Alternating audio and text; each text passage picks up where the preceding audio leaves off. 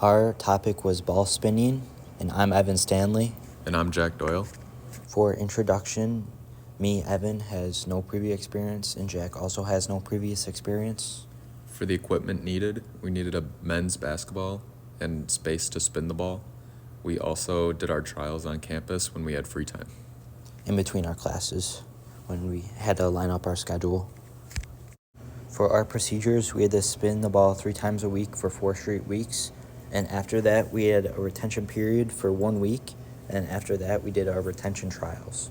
The times we did our trials were on Tuesdays, Thursdays, and Fridays, with Tuesdays and Thursdays being at 12:30 and Fridays being at 1 o'clock. One participant records in times while the other attempts to spin the ball, and there are no other conditions or variables to affect our spins. After a participant spins the ball 12 times, they switch positions, having one participant record and time while the other spins. Timer must keep track of how many attempts there were and how long the ball was spun. This is our first trial we took.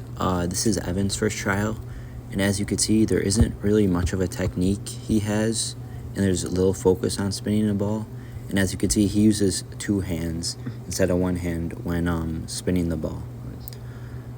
So yeah, this is his first trial. As you can see, it comes down pretty quickly and doesn't really spin on his finger for too long. All right, you got your 12. So this is Jack's first trial. And as you can see, Jack has a little more focus on the ball while spinning it.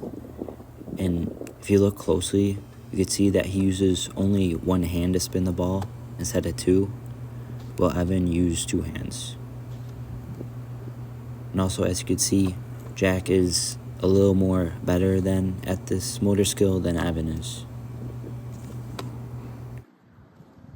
You're good. Yep. For Evan's last trial, you can see how Evan has more focus on the ball and is having a little more success with spinning the ball. He is still using his left hand to help guide the spin.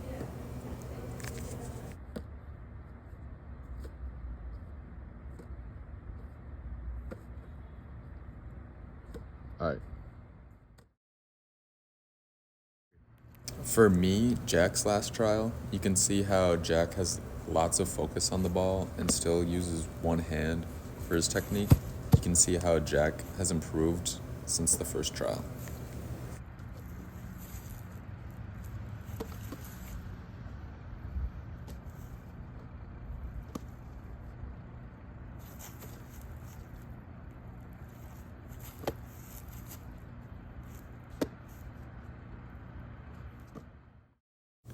For the performance improvement, Evan improved by 0.96, which comes from the 0.97 seconds minus 0.01 seconds.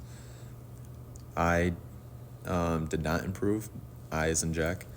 3.68 minus 2.46 equals 1.22 seconds. Evan performed the best, and Evan improved the most also.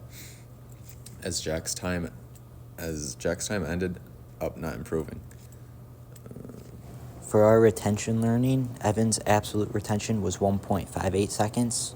Jack's absolute retention was 2.18 seconds. Evan's percent score was 40% was lost in retention interval relative to amount of improvement in original learning score. And Jack's percent score is not applicable because there was no improvement in relation to original score. And when you do the math, it turns out to be negative.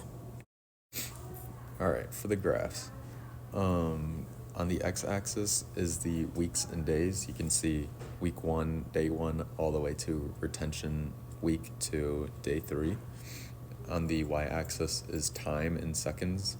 You can see on my graph, as in Jack, my highest time was early in the project, around 5 seconds.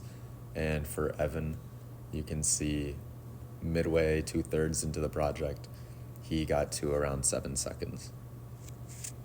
For our summary chart, you can see the predictions on the left side, the results in the middle.